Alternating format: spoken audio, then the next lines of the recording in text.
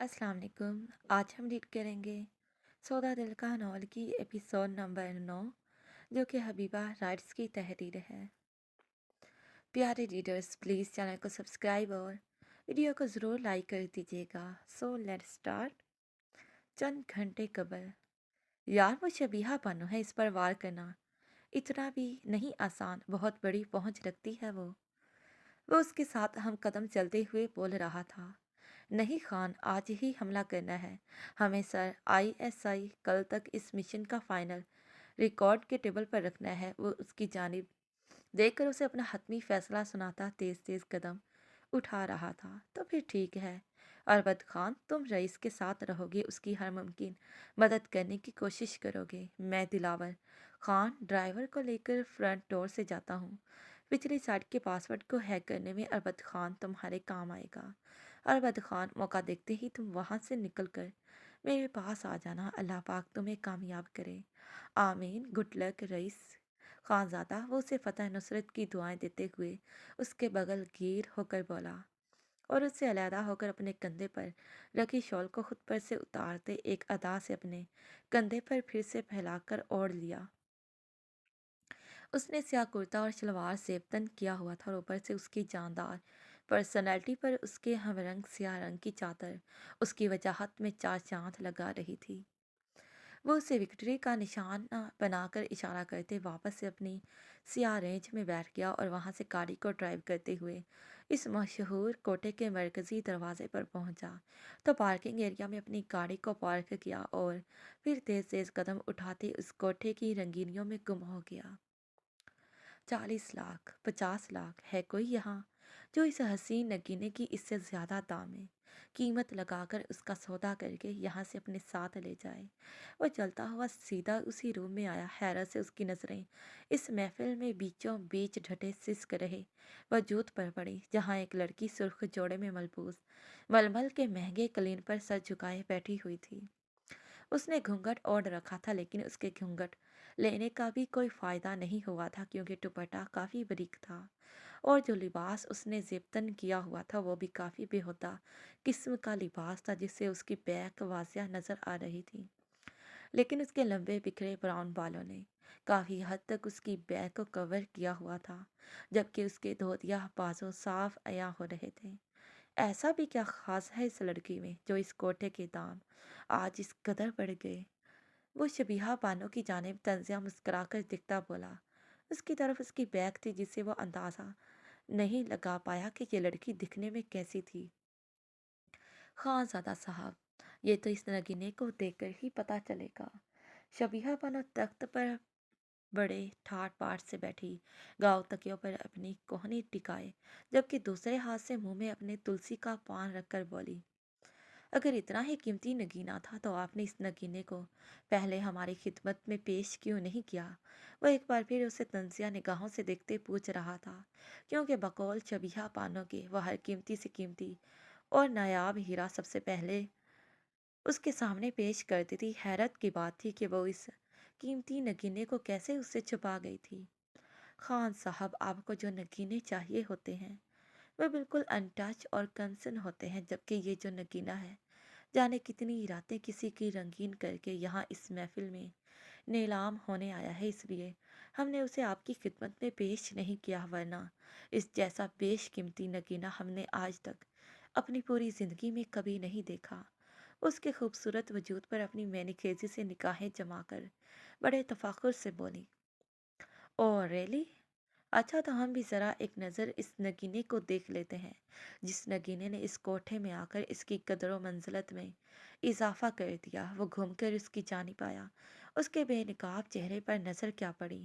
नज़रें उसकी पलटना भूल गई, अपनी जगह साकित सा होकर रह गया, जैसे बहते दरियाओं की तो यानी में सुकूत बर्पा हो गया हो। रेशमी लंबे ब्राउन बाल जो उसे पहले ही बैग से दिखाई दिए थे, जिस पर उसने दिल में उसके हुस्न को दाद देते सराहा था, लेकिन अब तो जैसे हवास ही खो बैठा था। उसकी लंबी कनेरी सियाह पलकें जो शायद उसने अपने सामने उसे देखकर सख्ती से बंद कर ली थी। उसकी नाक की सिद में नथ और इस नथ के पास होंठों के ऊपर क्यामत डालता नन्हा सा सियाह तिल उसके अंदर तलातम बर्पा कर गया। जबकि निगाहें ने अपनी झील सी नीली आंखें उठाकर इस मेहरबान साये को देखा जिसने इसके वजूद को इन गलीज नजरों से छुपा लिया था। अपने इस मुहाफिज को देखा, जबकि इसके दिखने पर इकराम खानजादा को उसकी इन नीली शिकवा कहती आंखों में देखना था कि शर्मिंदगी के मारे उसको अपना आप अथाह गहराइयों में डूबता हुआ महसूस हुआ। और उसके रोशन जबी पर अभी वह मजीद कुछ और सोचता कि उसकी सोचों के ताने बानों को इस औरत की करखत आवाज़ ने इसे तस्वुरात की दुनिया से बाहर निकाल कर फेंका। क्या हुआ खानजादा साहब, आप भी चकरा गए ना, ये देख कर कि ये लड़की कितना बेतहाशा हुस्न रखती है अपने पास। वो उसके साकित हो जाने पर तंज करते पूछ रही थी। वो पल में होश में आया और अपने बहकती नजरों पर काबू पाते उसने एक झटके से अपने कंधे पर ओढ़ी हुई चादर उसके गिर्द लपेटकर उसे इस भरी महफिल की गंदी गलत निगाहों से उसके नुमाइश करते वजूद को अपनी चादर में छुपा दिया। 1 या 2 करोड़ नहीं बल्कि एक ब्लैंक चेक देता हूँ। अपनी मर्जी का अदर लेकर फिर चाहे जितनी मर्जी सिफरें लगा लो, बदले में सिर्फ इस लड़की को मेरे हवाले कर दो। उसने एक नज़र इस पर डालकर शबीहा बानो की तरफ देखा और फिर अपने सर्द पारव लहजे में अपना हुक्म सुनाकर गोया इस महफिल को ही बर्खास्त कर दिया जिस मकसद के लिए यहाँ इस बड़े से कमरे में इस घटिया कारोबार की महफिल सजाई गई थी। महफिल बर्खास्त, आप सब यहाँ से जा सकते हैं। उसने कीमत सुनते ही महफिल बर्खास्त कर दी। और करते भी क्यों, इतने दाम कौन देता है जितने कि खानजादा साहब ने उस लड़की के तय कर दिए थे।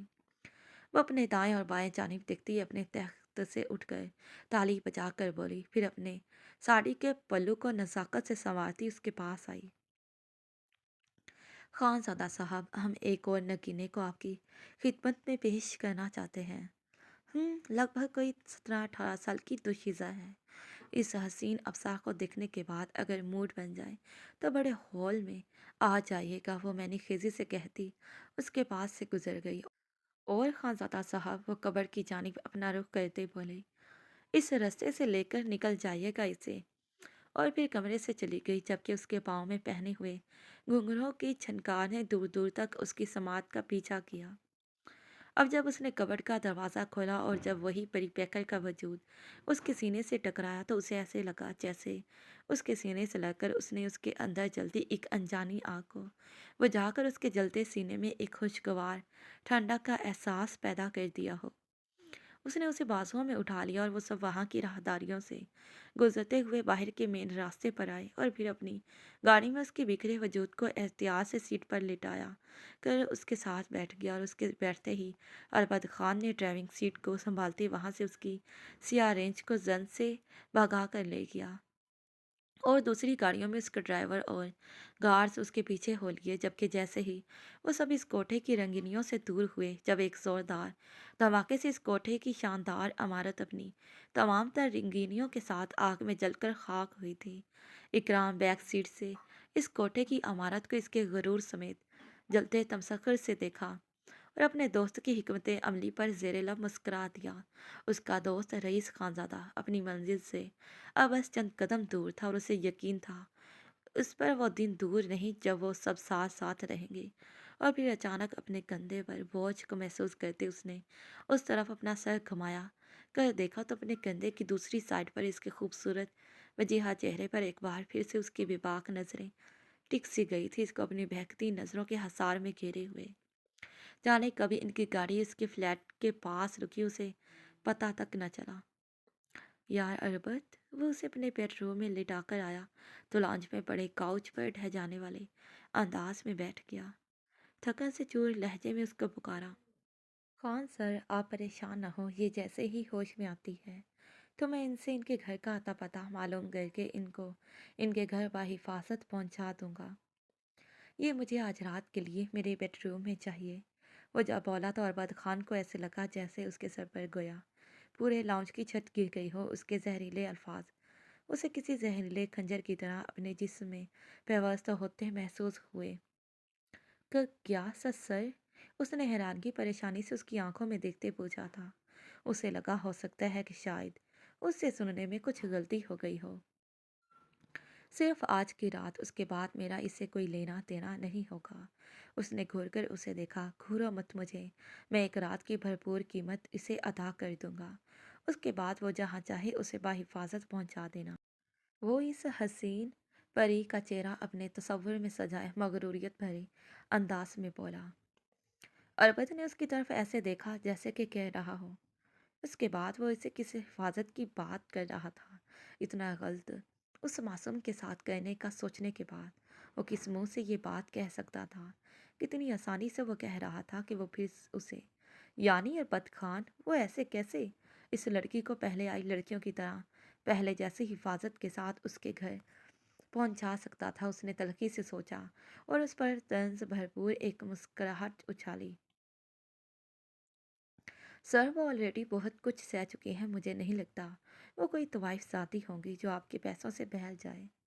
مجھے تو وہ کسی شریف گھرانے کی لگتی ہے۔ اس نے اس کے آگے ایک اور جواز پیش کیا کہ شاید وہ اپنے سر کو اس کے گندے ارادوں سے باز رکھ سکے۔ ہاں، اس میں کوئی شک نہیں تھا کہ وہ اکثر اپنی راتیں ان جیسی حسین تتلیوں کے ساتھ رنگین کرتا تھا جو خود اس کے پاس آ کر اسے بہلاتی تھی، اور وہ یہ مانتا بھی تھا کہ اسے بہلانے کی ذمہ دار وہ لڑکیاں خود تھیں۔ لیکن اب کی بار جب اس کی چھٹی حص بتا رہی تھی کہ وہ کوئی معصوم لڑکی ہے، تو آج کیسے وہ کسی کی عزت کو مجروح کر سکتا تھا؟ جہاں تک اس نے اسے جانا اور پرکھا تھا، وہ کسی معصوم گھرانے کی عزت کو داغدار کر دے۔ تو پھر یہاں کیسے پہنچی؟ اس نے اس کی لمبی تقریر کے بدلے اکتاتے ہوئے اس کی جانب کڑے تیوروں سے دیکھتے ایک اور نیا سوال داغا۔ سر، یہ بات آپ مجھ سے بہتر جانتے ہیں، وہ لب بھینچ کر جتاتے میں نے خیز انداز میں بولا۔ سالے، تو اکیلے یہیں پہ مر، میں جا رہا ہوں اور میرا دماغ خراب کرنے کی ضرورت نہیں ہے تمہیں۔ وہ اس پر ایک سخت گھوری ڈالتا اپنے کمرے کی جانب بڑھا۔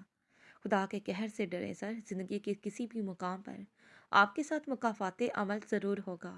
آج آپ اس معصوم کے ساتھ غلط کریں گے، کل کو خدا نخواستہ آپ کی بہن اربد خان نے اسے ڈرانا چاہا کہ وہ اس معصوم کو چھوڑ دے، جانے دے، جیسے باقیوں کو بحفاظت گھر پہنچا دیا، اسے بھی پہنچا دے۔ اس کے کڑوے بولوں نے اکرام کے اپنے کمرے کی جانب جاتے قدموں کو زنجیر کی طرح جکڑ لیا۔ سالے، تو چپ کر، میں تیری جان لے لوں گا۔ تیری ہمت بھی کیسے ہوئی میری بہن کو بیچ میں لانے کی؟ خبردار، جو آئندہ میرے معاملات میں میری بہن کو بیچ میں لائے، جائز حق رکھتا ہوں میں اس پر، کیونکہ سودے بازی میں جیت کر لے کر آیا ہوں میں اسے۔ وہ غصے سے اس کی جانب بڑھا اور اس کے منہ پر وہ دربے مکے جڑ دیے اور اپنی گن نکال کر اس کی کنپٹی پر رکھ دیا۔ میرے سامنے آئندہ زبان مت چلانا، نہیں تو اپنی گن کی ساری گولیاں تمہارے منہ میں چلا دوں گا۔ وہ اس کی تھوڑی کے ہونٹوں پر گن کا دباؤ دیتے چلایا۔ اب تم دیکھنا میں کرتا کیا ہوں اس کے ساتھ، اس لڑکی کی بربادی کا سوگ کل صبح ہم دونوں بیٹھ کے مل کر منائیں گے۔ فی الحال آج رات کے لیے اپنے ان ہونٹوں پر خاموشی کا کفل لگا لو اور مجھے اپنی یہ رات رنگین کرنے دو۔ وہ اس پر سے اٹھتا بولا اور اس کی کسی بھی بات کی اہمیت دیے بنا طنزیہ مسکراہٹ اس پر اچھالتے اپنے کمرے میں چلا گیا۔ وہ کمرے میں داخل ہوا تو اسے بیڈ پر موجود نہ پا کر اس نے اپنے کمرے میں چاروں طرف نگاہیں دوڑا کر اس کمرے میں موجود اس ہنسی پری بہکر کے وجود کو تلاشنا چاہا۔ جب اس کی بے قرار نگاہیں کھڑکی کے پاس کھڑے اس کے اپنے ارد گرد سے ہوئے بے نیاز ہوئے وجود پر ٹک سی گئی، اور پھر وہ اپنی بے خودی میں چلتا اس کی جانب چلتا ہوا آیا۔ اٹھ گئی بیبی آپ؟ وہ اس کی کمر کے پیچھے ہاتھ باندھتے محبت سے بولا، جس پر مقابل نے گھبراتے ہوئے اپنی نظریں اٹھا کر ونڈو اسکرین کے پار شیشے میں اس کے عکس کو دیکھا، اور اپنے سامنے ایک نئے مرد کو دیکھ کر اس نے سہمی ہوئی نگاہوں سے اسے دیکھا۔ اس نئے صداقت کو دیکھتے اسے لے کر اس کے وجود میں ایک نفرت کی لہر دوڑ سی گئی۔ یہی تو وہ تھا جو اسے اس کوٹے کی گندگی سے خرید کر لایا تھا، صرف اپنی ہوس کو مٹانے کے لیے، جبکہ اس کی جھیل سی نیلی آنکھوں نے ایک بار پھر سے اسے میسمرائز کر دیا۔ میری سوچ سے بھی بڑھ کر بلا کی حسین ہو تم، میں نے سوچا نہیں تھا کبھی ایسی لڑکی سے تعلق بناؤں گا جو میرے سے پہلے جانے کتنوں کی سیج سجا چکی ہوگی۔ لیکن اس میں قصور میرا نہیں بلکہ اس حسن کا ہے جس پر میں فدا ہو گیا۔ وہ اس کے پرس کو اپنے کشادہ سینے سے لگائے آنکھیں موندے ایک جذب کے عالم میں بولا۔ اس نے اس کی بیک پر لگی ڈوریوں کو اس کی کمر کے پیچھے ہاتھ بڑھا کر ایک جھٹکے سے کھینچ کر توڑ دیا، جس پر اس کے کندھے کی سائڈ سے کرتی ڈھلک آئی۔ उसने उसके शाने पर अपना शिद्दत भरा लम्स छोड़ा। उसके मैसूर की खुशबू से पल भर में वह मदहोश हुआ और बिना देरी किए उस पर अपनी मुकम्मल दस्तरस हासिल करने के लिए एकदम से उठाकर बेड की जाने पड़ा। उसे बेड पर लाते उस पर साया कर गया। जब यकायक उसे महसूस हुआ कि वो तो कोई हरकत नहीं कर रही, उसके पहलू में बिल्कुल बेहिस्सो हरकत किसी मुजस्मे की तरह वो यूं ही लेटी हुई थी। उसके बेतासुर चेहरे को देखते उसने सख्ती से अपने लब भेजे। उसके कानों में अरबद खान के अल्फाज गूंजे। उसने उसकी बातों की नफी करते सोचा कि जैसे अरबद ने बताया, शरीफ घराने की लड़कियां ऐसी तो नहीं हो सकता है ये भी कोई तवाइफ शादी हो, इसलिए तो ये मेरे सामने कोई मज़ाहमत नहीं कर रही। तुम आज रात के बाद खुद को आज़ाद पाओगी। उसने उसकी माथा पट्टी को उतारा और उसकी पेशानी पर अपना धोखता लम्स छोड़ा। अपनी तमाम तर सोचों के रुख को अब से पुश्त डालकर वो उसके सुर्ख रंग में रंगीले रंगे होंठों पर झुककर उनका जाम पीने ही वाला था जब अनाइसा का चेहरा क्षण से उसके जहन में आया। खुदा के कहर से डरे सर, जिंदगी के किसी भी मुकाम पर आपके साथ मुकाफाते अमल ज़रूर होगा। आज आप इस मासूम के साथ गलत करेंगे, कल को खुदा न ख्वास्ता आपकी बहन। अरवद खान ने उसे डराना चाहा कि वो उस मासूम को छोड़ दे, जाने दे, जैसे बाकियों को बाहिफाजत घर पहुंचा दिया, इसे भी पहुंचा दे। एक बार फिर से अरबद खान की तंबिया करते हुए जुमलों की बाजगश्त उसके इर्द गिर्द किसी लाउड स्पीकर की तरह सुनाई दिए, जिस पर वह बेचैनी महसूस करते हुए एकदम से इससे दूर हुआ और ख़ुद को इस रूम से मिलहका स्टडी रूम में बंद कर लिया। जबकि वो नहीं जानता था, ये तो उसका ज़मीर था जिसने कभी किसी मासूम के साथ कुछ गलत ना किया और ना होने दिया। आज उसे उसके ज़मीर ने झंझोड़ लिया था, जिसके चलते वो उस मासूम के साथ कुछ गलत न कर पाया। अब देखना यह था कि वो कब तक अपने ज़मीर की आवाज़ सुनकर अपने इरादों पर पानी फेर सकता था, या फिर वो अपनी नफसानी ख्वाहिशात के चलते अपनी ज़मीर की आवाज़ का गला घोंट कर आगे चलकर शायद वो इस मासूम के साथ कुछ गलत कर बैठे, कुछ पता नहीं था। जारी है। एपिसोड कैसी लगी?